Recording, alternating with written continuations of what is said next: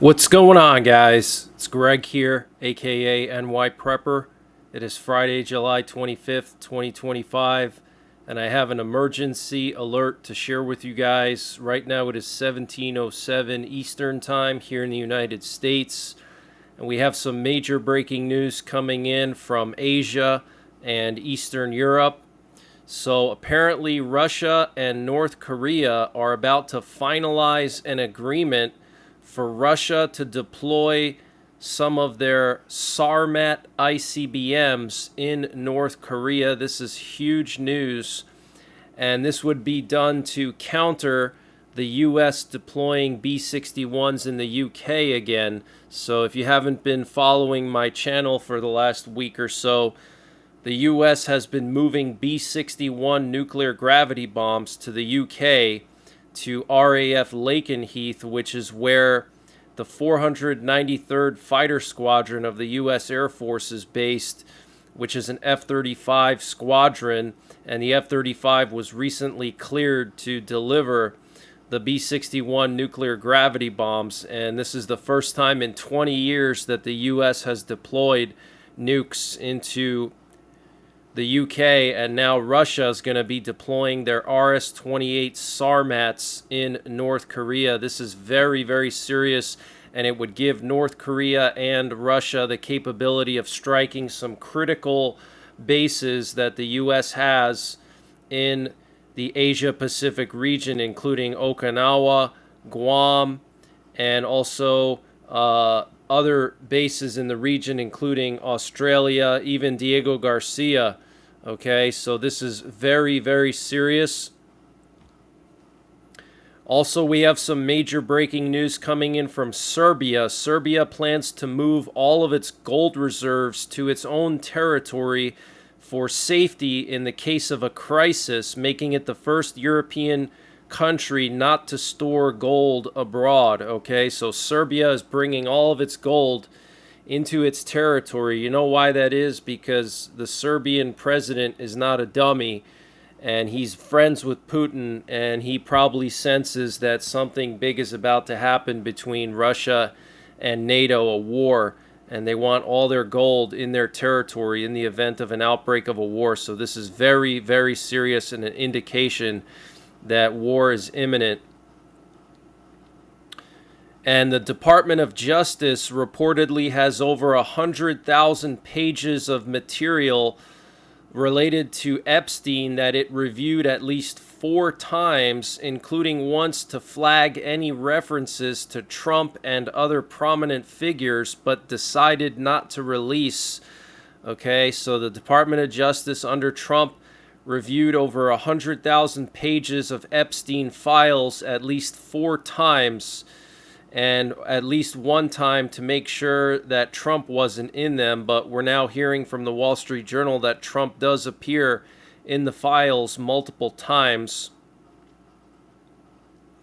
And we're hearing that President Bill Clinton, former President Bill Clinton, sent letters to Epstein, and this was found in Epstein's birthday album from 2003. So very concerning.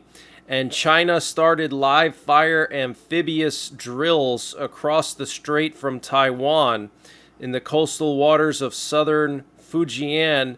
An amphibious armored unit from a brigade under the PLA Eastern Theater Command carried out an extensive tactical exercise and landing operation. So China is doing amphibious landing exercises right across the strait from Taiwan. Okay, that's very concerning. And the UK Telegraph is reporting that Trump's decision to resume arms sales to Ukraine and to hand over more Patriot missiles was influenced by the Polish foreign minister, who called the Ukraine envoy Keith Kellogg immediately after the 4th of July air raid attack on Ukraine that damaged the Polish consulate in Kyiv, the capital of Ukraine. So Poland was mad that Russia damaged their consulate, so they called Trump and complained to Trump about it. And we know that Trump has a soft spot in his heart for Poland. He really likes the Polish president, He likes Poland a lot. So Poland has a lot of influence, and the Polish leaders have a lot of influence over Trump. And we have more major breaking news coming in from Eastern Europe, from Poland again. Poland is set to sign a $4 billion U.S. loan guarantee to help fund the modernization of its armed forces, the Polish Defense Ministry said on Thursday. Amid heightened regional tensions and Russia's ongoing war in Ukraine, Poland is ramping up defense spending and accelerating efforts to modernize its military, aiming to strengthen NATO's eastern flank. Since 2022, the U.S. has provided Poland with over $11 billion of loans and loan guarantees to finance armament programs, including Patriot air defense systems, the HIMARS rocket system, and Apache helicopters. Okay, so the U.S. is arming Poland to the teeth because they sense that war with Russia is imminent. And a previously unreported order by Elon Musk to cut satellite communications over a portion of Ukraine disrupted a counteroffensive by Ukraine in the autumn of 2022. During a pivotal push by Ukraine to retake territory from Russia in late September of 2022, Elon Musk gave an order that disrupted the counteroffensive and dented Ukraine's trust in Starlink, the satellite internet service the billionaire provided early in the war to help Ukraine's military maintain battlefield connectivity.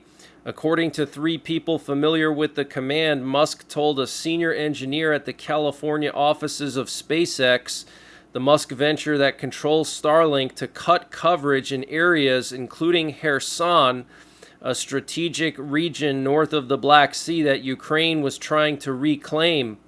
"We have to do this," Michael Nichols, the Starlink engineer, told colleagues upon receiving the order. One of these people said staffers complied, the 3 people told Reuters, deactivating at least 100 Starlink terminals, their hexagon-shaped cells going dark on an internal map of the company's coverage.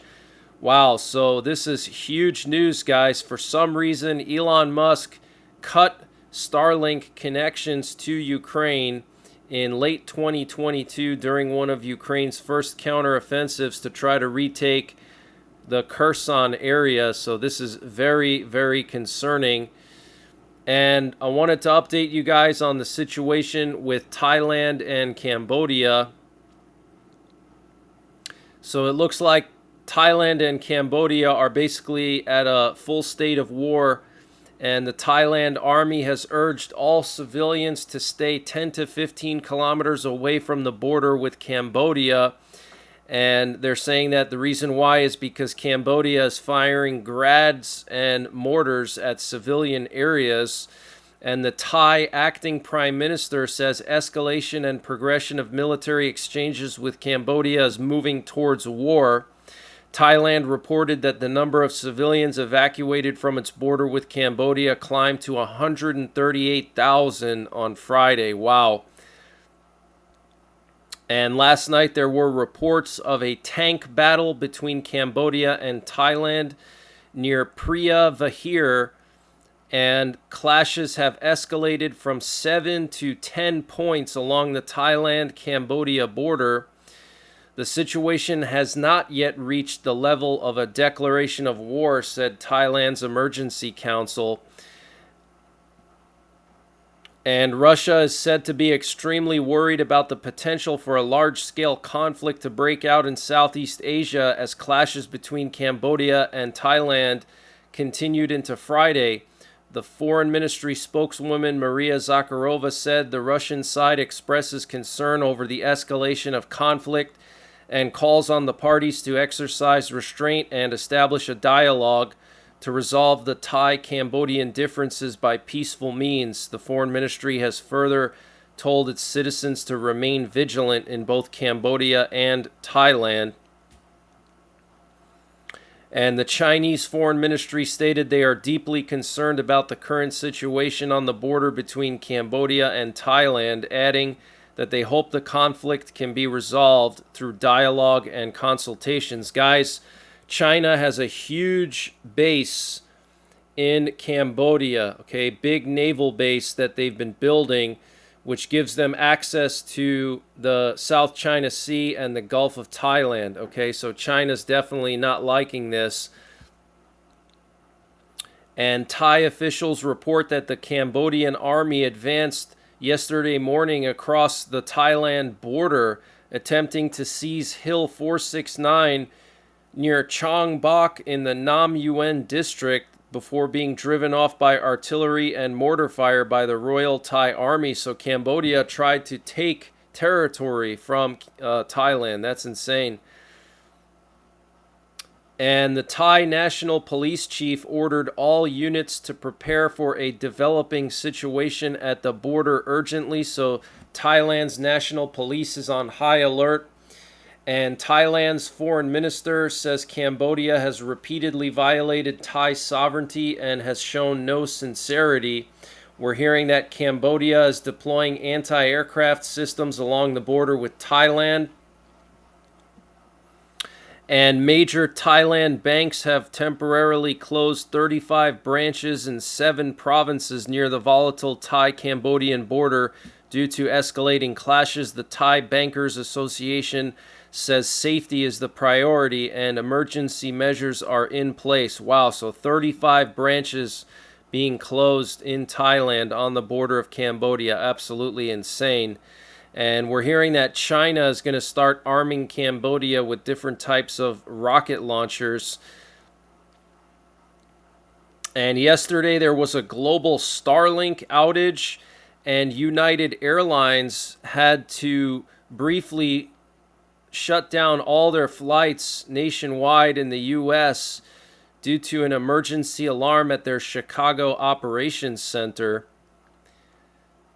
And last night, Ukrainian drones attacked targets across Russia in the regions of Belgorod, Kursk, Voronezh, Bryansk, Tula, Kaluga, Smolensk, Krasnodar, and Rostov. Loud explosions were heard in several cities, and Russian air defense systems were actively operating. And Ukrainian drones attacked the port of Azov, the Yeysk military airbase, and the Russian military airbase in Taganrog, all located in the Rostov region. And going back to Poland again, Poland has officially withdrawn from the Ottawa Convention. President Andrzej Duda has already signed the decree. The Ottawa Convention prohibits the use, storage, and production of anti-personnel mines. And the German company Hensoldt has received a large order for the supply of radars for Ukraine. And the former Ukrainian general Valery Zaluzny, he was the general of Ukraine's military during the first 2 years of the war. He said that if there's a ceasefire without creating a robust security system, then the war will continue for many more years. God willing, it will end by 2034, he said. So he's saying that all these ceasefire talks are just delays and basically stalling everything out, and he thinks it's going to last maybe another 10 years. And the head of Russia's Chechnya region, Ramzan Kadyrov, was hospitalized after a near drowning incident while swimming at the beach in Bodrum, Turkey. And the British Prime Minister Keir Starmer is facing pressure from senior members of his cabinet and the French President Emmanuel Macron to recognize the Palestinian state. And the U.S. Secretary of State Marco Rubio says that France's move to recognize the Palestinian state is a reckless decision. Saudi Arabia praised France's historic decision to recognize a Palestinian state. And Steve Witkoff said the U.S. is withdrawing its team from the Gaza ceasefire negotiations, stating that Hamas is not interested in a ceasefire, and Israel will start to airdrop food into Gaza in collaboration with the UAE and Jordan. And North Korean leader Kim Jong-un has urged his military to be ready for real war as he observed a firing contest of artillery units on Thursday. And the U.S. Air Force is officially retiring the iconic U-2 spy plane after decades of service. It will be phased out by the fiscal year 2026, making the way for AI systems, drones, and space-based surveillance platforms. So they're basically going to replace U-2 with Skynet. Okay, the U-2 will be replaced by Skynet. That's where we're heading with all this AI being integrated into our defense. It's very concerning, guys. If you're a little bit younger, you need to watch the Terminator movies. You need to start with the first Terminator movie and at least watch the first two Terminators. And it talks about everything going on right now with AI. Okay, the Terminator movies predicted this AI apocalypse decades ago, okay?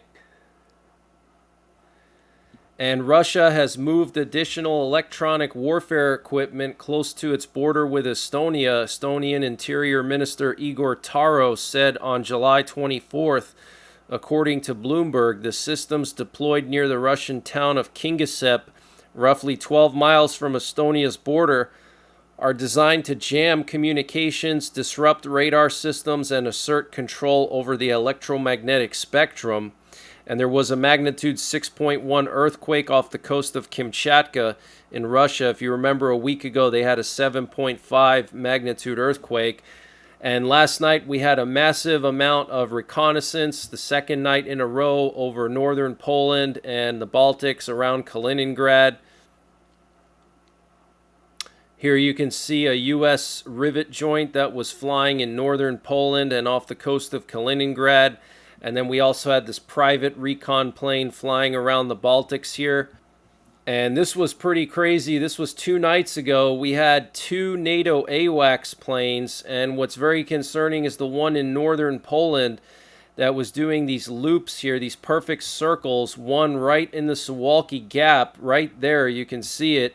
Right in the Suwalki Gap, and then 2 other loops here in northern Poland. And then we had a private recon plane looping around all of Kaliningrad. And then we had another NATO AWACS plane patrolling the entire Baltic coast. Okay, so this is some really heavy-duty, hardcore reconnaissance going on the last 2 nights in the Baltics. And Trump posted on Truth Social yesterday about the Epstein situation. I want to read to you what he wrote. He said, "They have gone absolutely crazy," and he's referring to the Democrats, "and are playing another Russia, Russia, Russia hoax, but this time under the guise of what we call the Jeffrey Epstein scam. Hopefully the grand jury files will put an end to this hoax," okay? So he's calling this yet another Democrat con job. All right, so even though his name appears in the files multiple times, you know, why doesn't he just come clean and explain why his name is in those files? You know, maybe it's just something innocent and, you know, people are just blowing it out of proportion. And there was this funny exchange between Trump and Jerome Powell, the Federal Reserve chairman, as Trump visited a new facility under construction by the Federal Reserve, and Trump accused Jerome Powell, who he doesn't like and wants to get rid of. But the Federal Reserve chairman is actually, he's not a government figure, okay? The Federal Reserve is private and also public. It's like a mix of private and public control. So Trump doesn't really have as much power over him, okay? But he really doesn't like Jerome Powell, and he accuses Jerome Powell of being over budget on this construction. Listen. And then Jerome Powell corrects Trump and says that his figures are wrong. Of the overall work. So, it's not new. So we're going to. He's basically saying that Trump was including this old building that was built 5 years ago and claiming that it was over budget on the current construction, but he was citing an old building. And here we have a Janet flight, which is a flight that goes from Vegas to Area 51, drops off employees at Area 51. But that's the latest breaking news that I have. I'll be back later on tonight or tomorrow with more breaking news. Tune into my 24/7 live stream for continuing updates. And until the next time, take care, God bless, and don't forget the 3 P's: prepare, practice, and persevere. And this update was sponsored by EMP Shield. Guys, EMP Shield has created a special discount just for you, the listeners of the NYPrepper channel. If you go to empshield.com and use the promo code NYPrepper, you can get 15% off your entire order. And why do you need an EMP Shield? Well, this is a special device to protect your vehicle, your RV, your solar generators, your radios from an electromagnetic pulse, which could be caused by a solar flare or potentially a rogue country like North Korea detonating an electromagnetic pulse weapon over the United States that's mounted onto a satellite. So protect your vehicles, protect your RV, protect your radios, protect your generators with an EMP Shield. Use my promo code NYPrepper to get 15% off. Installation is super simple. This is a veteran-owned business, 100% American-made, and the EMP Shields have been tested by the military, okay? And free shipping is included to the entire continental United States. And the link and the promo code are in the description below this video.